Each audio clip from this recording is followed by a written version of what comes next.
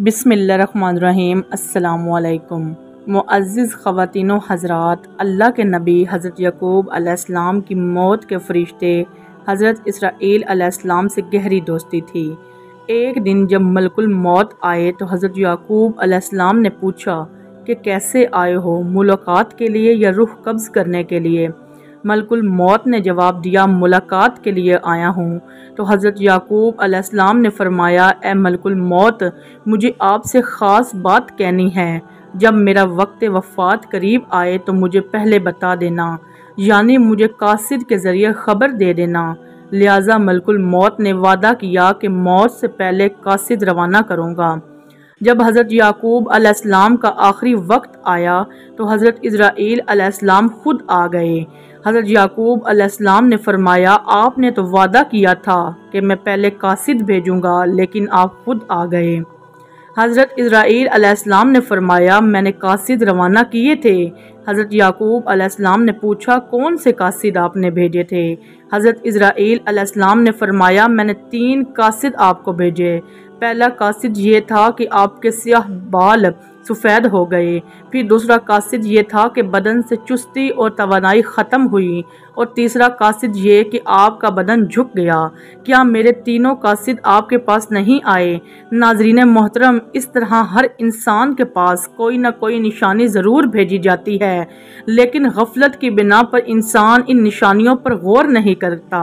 खालिक़ कायनात अल्लाह रब्बुल इज़्ज़त ने हर जानदार के लिए मौत का वक्त और जगह मुतय्यन कर दी है। और मौत ऐसी चीज़ है कि दुनिया का कोई भी शख्स, ख्वाह वो काफिर हो या फाजिर, हत्ता के दहरिया ही क्यों ना हो, सब के सब ही मौत को यकीनी मानते हैं। बड़ी बड़ी मादी ताकतें और मशरिक से मगरिब तक कायम सारी हुकूमतें मौत के सामने आजिज़ और बेबस हो जाती हैं। राहिब इब्ने मंबाह कहते हैं कि एक बादशाह ने किसी जगह जाने का इरादा किया, पहनने के लिए बेहतरीन लिबास मंगवाया, सवारी के लिए बेहतरीन सवारी मंगाई। इस पर सवार होकर बड़ी शानो शौकत और मुतकबराना अंदाज से निकला कि उसके नज़दीक किसी आदमी की कोई अहमियत न थी। इसी दौरान उसके पास एक बदहाल और बड़ा गंदा शख्स आया और उसे सलाम किया, लेकिन बादशाह ने अपने गरूर व तकब्बुर की वजह से उसके सलाम का जवाब न दिया। उस शख्स ने उसके घोड़े की लगाम पकड़ ली। बादशाह ने कहा कि लगाम पकड़कर तूने बहुत बड़ी गलती की है। उसने कहा, मैं तेरे पास एक ज़रूरत से आया हूँ। बादशाह ने कहा, मेरे उतरने का इंतज़ार कर। उसने कहा, नहीं, इसी वक्त काम है। ये कहकर उसने लगाम को ज़ोर से झटका दिया। बादशाह ने कहा कि ठीक है, अपनी ज़रूरत बयान कर। उस शख्स ने कहा, यह एक राज की बात है। बादशाह ने अपना चेहरा उसके करीब किया। उसने कान में सरागोशी की कि मैं मलकुल मौत हूँ। यह सुनकर बादशाह का रंग मुतगय्यर हो गया और ज़बान लड़खड़ा गई। वो कहने लगा, मुझे इतनी मोहलत दे कि मैं घर वापस जाऊं और अपनी बात ज़रूरियात पूरी कर लूं और अपने अहलो अयाल को अलविदा कह दूं। मलकुल मौत ने कहा कि अब इसकी इजाज़त नहीं, अब कभी तू अपने घर वालों को, अपने मालो मतह को नहीं देख सकेगा। ये कहकर मलकुल मौत ने उसकी रूह कब्ज़ कर ली और वह सवारी से बेजान लकड़ी की तरह ज़मीन पर गिर पड़ा। नाज़रीन मोहतरम, हज़रत अब्दुल्ला बिन अब्बास रज़ी अल्लाह ताला अन्हु फरमाते हैं कि जब हज़रत इब्राहीम के पास मलकुल मौत हज़रत इसराईल अलैहिस्सलाम हाजिर हुए तो उन्होंने फरमाया, ए मलकुल मौत, मुझे दिखाओ कि तुम काफरों की रूहें किस तरह कब्ज करते हो। ए इब्राहीम, आप इस वक्त की मेरी हालत को देख नहीं सकेंगे। हज़रत इब्राहीम ने फरमाया, मैं देख सकने की ताकत रखता हूँ। हज़रत इसराईल अलैहिस्सलाम ने अर्ज की, आप अपना रुख फेर लीजिए। जब कुछ देर बाद हज़रत इब्राहीम अलैहिस्सलाम ने पलट कर मुलकुल मौत की तरफ देखा तो वो स्याह रंग के आदमी की शक्ल में थे। उनका सर आसमान तक पहुंच रहा था। उनके मुंह से आग के शोले निकल रहे थे और उनके जिस्म का हर बाल एक ऐसे इंसान की सूरत में था जिसके मुंह और कानों से आग के शोले निकल रहे थे। हज़रत इसराईल अलैहिस्सलाम की हालत देखकर हज़रत इब्राहीम अलैहिस्सलाम पर गशी तारी हो गई। कुछ देर बाद अफाका हुआ और इस अरसे में मलकुल मौत अलैहिस्सलाम अपनी पहली सूरत में आ चुके थे। हज़रत इब्राहीम ने फरमाया, ए मलकुल मौत, अगर काफिर को मौत के वक्त आपकी सूरत देखने के अलावा कोई और गम या आजमाइश ना भी پہنچے تو یہی اس کے لیے کافی ہے۔ اب مجھے دکھاؤ کہ تم مومن کی روح کس طرح قبض کرتے ہو۔ حضرت اسرائیل علیہ السلام نے عرض کی اپنا رخ پھیر لیجئے۔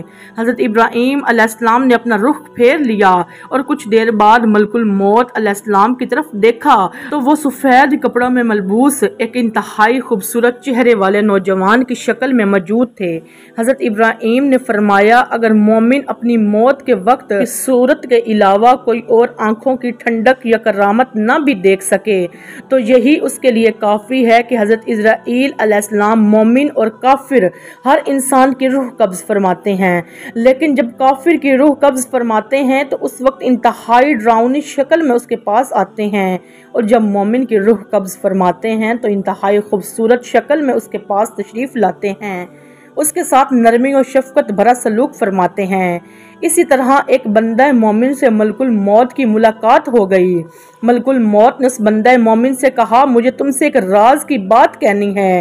اس نے کہا ضرور کہو۔ ملک الموت نے کہا میں ملک الموت ہوں۔ اس نے کہا خوش آمدید، آپ سے ملنے کا مجھے شوق تھا۔ ملک الموت نے کہا جو کام تم نے کرنا ہے وہ پورا کر لو۔ اس شخص نے کہا مجھے خدا کی ملاقات سے زیادہ کوئی کام محبوب نہیں، آپ میری روح قبض کر لیں۔ ملک الموت نے کہا تم کس حالت میں مرنا پسند کرو گے، تمہیں اس کا اختیار ہے۔ ملک الموت نے کہا تم جس حالت میں مرنا پسند کرو گے میں اسی حالت میں تمہاری روح قبض کروں گا۔ اس نے کہا میں سجدے کی حالت میں مرنا چاہتا ہوں۔ اس نے خدا کے ہاں سجدے میں رکھ دیا اور ملک الموت نے اس کی روح قبض کر لی۔ حضرت خضر رضی اللہ تعالیٰ عنہ فرماتے ہیں کہ حضور اقدس صلی اللہ علیہ وآلہ وسلم نے ایک انصاری صحابی کے پاس حضرت اسرائیل علیہ السلام کو کھڑے ہوئے دیکھا تو فرمایا اے ملک الموت میرے صحابی کے ساتھ نرمی اور شفقت سے پیش آنا کیونکہ وہ مومن ہے۔ حضرت اسرائیل علیہ السلام نے عرض کی یا رسول اللہ صلی اللہ علیہ وآلہ وسلم آپ خوش رہیں اور آپ کی آنکھیں ٹھنڈی ہوں، میں آپ پر ایمان لانے والے ہر شخص کے ساتھ انتہائی نرمی اور شفقت سے پیش آتا ہوں۔ اسی طرح حضرت احمد روایت کرتے ہیں کہ ملک الموت حضرت سلیمان علیہ السلام کی مجلس میں آئے اور ان کے ساتھیوں میں سے ایک کو گھورنے لگے۔ جب مجلس برخاست ہوئی تو اس شخص نے حضرت سلیمان سے پوچھا یہ کون شخص تھے جو مجھے اس طرح گھور رہے تھے؟ حضرت سلیمان علیہ السلام نے جواب دیا یہ ملک الموت تھے۔ یہ بات سن کر وہ شخص بے حد گھبرا گیا اور کہنے لگا شاید وہ میری روح قبض کرنا چاہتے تھے۔ حضرت سلیمان نے اس سے دریافت کیا تم کیا چاہتے ہو؟ اس شخص نے جواب دیا میں چاہتا ہوں آپ مجھے ان سے بچائیں اور ہوا کو حکم دیں کہ مجھے اڑا کر کہیں دور لے جائے۔ آپ علیہ السلام نے ایسا ہی کیا۔ تھوڑی دیر بعد ملک الموت دوبارہ مجلس میں حاضر ہوئے۔ حضرت سلیمان علیہ السلام نے ان سے پوچھا تم میرے فلاں صاحب کو کیوں گھور رہے تھے؟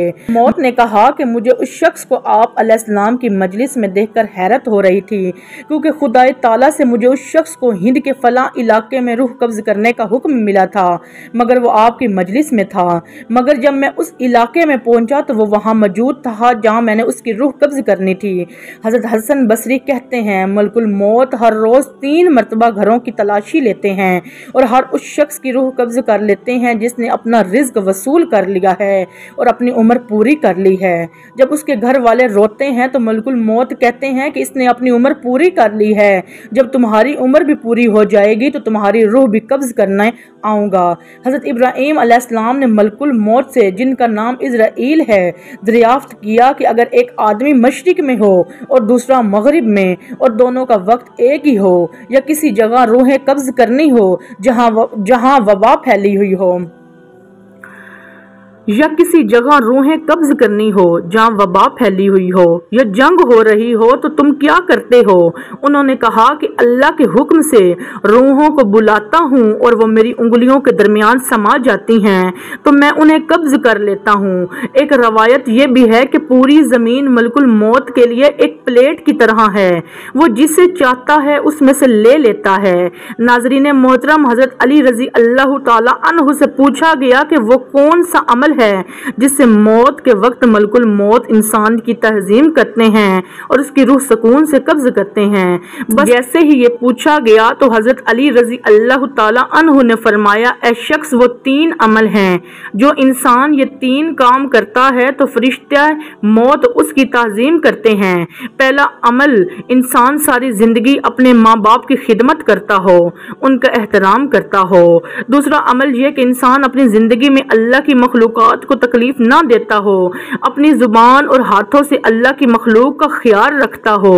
اور تیسرا عمل کہ وہ انسان زندگی میں اہل بیت سے محبت و مودت کرتا ہو۔ یاد رکھنا، انسان زندگی میں 3 کام کرتا ہے تو مرتے وقت اس کی موت آسان ہوتی ہے اور فرشتہ موت اس کی تعظیم کرنے لگتا ہے اور یوں وہ اپنے مالک حقیقی سے جا ملتا ہے۔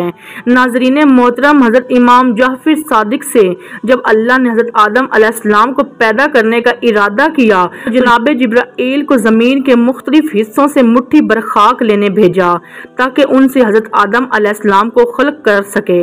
جبرائیل نے جیسے ہی زمین سے خاک اٹھانی چاہی تو زمین نے سوال کیا کہ آدم کی خلقت سے خدا کا کیا مقصد ہے؟ تو جبرائیل نے کہا، مقصد یہ ہے کہ ان کو اور ان کی ذریت پر عبادت کی ذمہ داریاں ڈالی جائیں اور ان میں سے جو اطاعت کریں اسے ہمیشہ کے لیے جنت میں رکھا جائے اور جو ان میں سے نافرمانی کرے اسے جہنم کی آگ میں عذاب دیا جائے۔ زمین نے جبرائیل سے یہ باتیں سنی تو اسے خدا کے حق کی قسم دے کر کہا، میرے وجود سے خاک نہ لے جاؤ کیونکہ مجھ میں خدا تعالیٰ کی عذاب کی طاقت نہیں ہے۔ لہٰذا جبرائیل علیہ السلام نے زمین سے کچھ اٹھائے بغیر واپس پلٹ آئے اور اللہ تعالیٰ سے عرض کی کہ زمین نے مجھے تیری بزرگی اور عزت کی قسم دی، لہٰذا اس میں سے کچھ نہ اٹھایا۔ خدا تعالیٰ نے میکائیل اور اسرافیل کو بھی خاک لینے پر مأمور کیا تو زمین نے ان کو بھی قسم دی کہ کچھ نہ اٹھائیں اور وہ بھی اسی طرح بغیر کچھ اٹھائے پلٹ آئے۔ اللہ تعالیٰ نے جناب اسرائیل کو خاک لانے پر مأمور کیا۔ اسرائیل زمین سے خاک اٹھانے لگے تو زمین نے انہیں خدا کی بہت قسمیں دی کہ اس میں سے کچھ نہ اٹھائیں، لیکن انہوں نے ایک نہ سنی۔ میں اپنے خدا کے حکم کی مخالفت سے ڈرتا ہوں اور تیری گزاری کی وجہ سے ہرگز اپنے خدا کے حکم کی خلاف ورزی نہیں کروں گا۔ لہٰذا مختلف مقامات سے خاک اٹھائی اور اللہ تعالیٰ نے ان کی حوصلہ افزائی کی۔ فرمایا، جو کہ تو نے خاک لانے میں میرے حکم کی تعمیل کی ہے اور زمین کی فریاد پر اس پر رحم نہیں کیا ہے، لہٰذا اولاد آدم کی روح قبض کرنے پر تجھے مأمور کرتا ہوں تاکہ کسی پر رحم نہ کھائے اور ماں کی گود میں موجود شیر خوار بچے کی روح کو قبض کر سکے اور ماں اور اس کے بچوں میں جدائی ڈال سکے۔ حضرت اسرائیل علیہ السلام نے عرض کی، اے اللہ، مجھے یہ خوفناک اور دردناک عمل کیوں سونپا ہے؟ اس کی وجہ سے مخلوقات میں سے مجھے کوئی محبت نہیں کرے گا۔ تو جواب ملا، کوئی بھی کسی کو یہ نہیں کہے گا کہ فلاں اسرائیل کے سبب سے مرا ہے، بلکہ کہیں گے کہ دل کا دورہ یا حادثہ وغیرہ کی وجہ سے وفات پایا گیا۔ ناظرین محترم، اللہ رب العزت نے ہر جاندار کے لیے موت کا وقت اور جگہ متعین کر دی ہے اور اگر کوئی موت پر شک و شبہ بھی کرے تو اسے احمق شمار کیا جاتا ہے، کیونکہ مادی طاقتیں اور مشرق سے مغرب تک قائم ساری حکومتیں موت کے سامنے عاجز بے بس ہو جاتی ہیں۔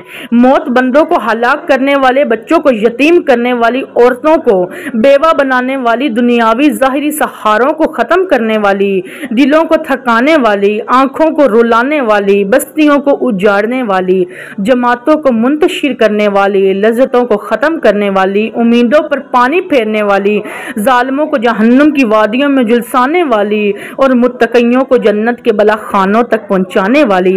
حقیقت ہے، موت نہ چھوٹوں پر شفقت کرتی ہے، نہ بڑوں کی تعظیم کرتی ہے، نہ دنیاوی ساہوکاروں سے ڈرتی ہے، نہ بادشاہوں سے ان کے دربار میں حاضری کی اجازت لیتی ہے۔ جب بھی حکم خدا بندی ہوتا ہے تو تمام دنیاوی رکاوٹوں کو چیختی پھاڑتی ہوئی مطلوب کو حاصل کر لیتی ہے۔ موت نہ نیک صالح لوگوں پر رحم کھاتی ہے اور نہ ظالموں کو بخش دیتی ہے۔ اللہ کے راستے میں جہاد کرنے والوں کو بھی موت اپنے گلے لگا لیتی ہے اور گھر بیٹھنے والوں کو بھی موت نہیں چھوڑتی۔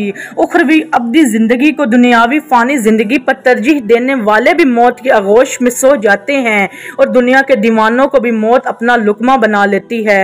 موت آنے کے بعد آنکھ دیکھ نہیں سکتی، زبان زبان بول نہیں سکتی، کان سن نہیں سکتے، ہاتھ پاؤں کام نہیں کر سکتے۔ موت نام ہے روح کا بدن سے تعلق ختم ہونے کا اور انسان کا تار فانی سے دار بقا کی طرف کوچ کرنے کا۔ یافتہ سائنس بھی روح کو سمجھنے سے قاصر ہے، حالانکہ اللہ تعالیٰ نے قرآن کریم میں واضح طور پر اعلان فرما دیا ہے۔ مفہوم ہے روح صرف اللہ کا حکم ہے۔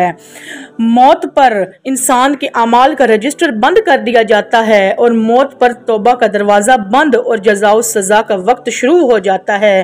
حضور اکرم صلی اللہ علیہ وآلہ وسلم نے ارشاد فرمایا، مفہوم ہے اللہ تعالیٰ بندے کی توبہ قبول کرتا ہے یہاں تک کہ اس کا آخری وقت آ جائے۔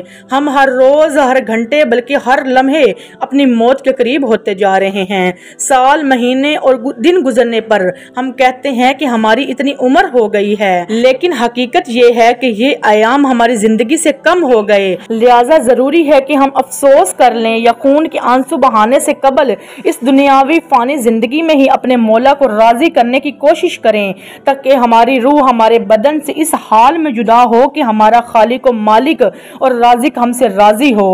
آج ہم میں سے فارغ زندگی کے عارضی مقاصد کو سامنے رکھ کر دنیاوی زندگی گزارتے ہیں اور دنیاوی زندگی کے عیش و عشرت اور وقتی عزت کے لیے جدوجہد کرتے ہیں۔ لہٰذا آئیے دنیا کو دنیا کے پیدا کرنے والی کی ہی زبانی سمجھیں اور یہ دنیاوی زندگی تو جنت کے مقابلے میں دھوکے کے سامان کے سوا کچھ بھی نہیں۔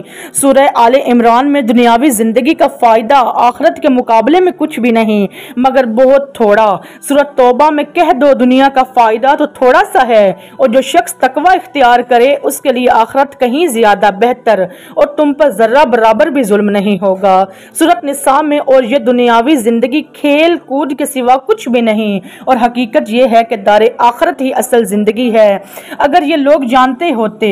سورۃ عنکبوت لوگوں کے لیے ان چیزوں کی محبت خوشنما بنا دی گئی ہے جو ان کے نفسیانی خواہش کے مطابق ہوتی ہے، یعنی عورتیں، بچے، سونے چاندی کے لگے ہوئے ڈھیر، نشان لگے ہوئے گھوڑے، چپائے اور کھیتیاں، یہ سب دنیاوی زندگی کا سامان ہے۔ سورہ آل عمران میں اس کا مطلب ہرگز یہ نہیں کہ ہم دنیاوی زندگی کو نظر انداز کر کے تابانیت اختیار کر لیں، بلکہ مقصد یہ ہے کہ اللہ کے خوف کے ساتھ دنیاوی زندگی گزاریں اور آخروی زندگی کی کامیابی کو ہر حال میں ترجیح دیں۔ حضور اکرم صلی اللہ علیہ وآلہ وسلم نے ارشاد فرمایا، مفہوم ہے 5 امور سے قبل 5 امور سے فائدہ اٹھایا جائے، بڑھاپے سے قبل جوانی سے، مرنے سے قبل زندگی سے، مصروفیت سے قبل فراغت سے، غربت سے قبل مال سے، بیماری سے قبل صحت سے۔ ناظرین محترم، موت کو کثرت سے یاد کرنے والوں کو اللہ کی جانب سے مذکورہ اعمال کی توفیق ہوتی ہے، گناہوں سے توبہ نصیب ہوتی ہے، گناہوں سے حفاظت ہوتی ہے، سخت دل نرم ہو جاتا ہے اور وقتاً فوقتاً آنکھوں سے آنسو بہہ جاتے ہیں، دل کا نہت پسند بن جاتا ہے، عبادت میں نشاط پیدا ہوتا ہے، بہت ساری دشواریاں آسان ہو جاتی ہیں، لمبی امیدیں اور امنگیں کم ہو جاتی ہیں، تواضع اور انکساری پیدا ہوتی ہے جس سے انسان دوسروں پر ظلم کرنے اور گھمنڈ کرنے سے محفوظ رہتا ہے، اخروی زندگی یاد رہتی ہے جس سے اللہ تعالیٰ کا خوف پیدا ہوتا ہے۔ اللہ تعالیٰ ہم سب کو مرنے سے قبل اس کی تیاری کی توفیق عطا فرمائے اور ہمیں دونوں جہاں کی کامیابی و کامرانی سے نوازے۔ اللہ تعالیٰ ہم سب کو حادثاتی موت سے بچائے اور مرنے سے پہلے مرنے کی تیاری کرنے کی توفیق عطا فرمائے اور ہمیں دونوں جہانوں کی کامیابی و کامرانی سے نوازے، آمین یا رب العالمین۔ میں امید کرتی ہوں میری آج کی ویڈیو آپ کو پسند آئی ہوگی۔ مزید اس طرح کی ویڈیوز دیکھنے کے لیے میرے چینل حکایات اسلام کو سبسکرائب کر دیں۔ ملتے ہیں اگلی ویڈیو کے ساتھ، اللہ حافظ۔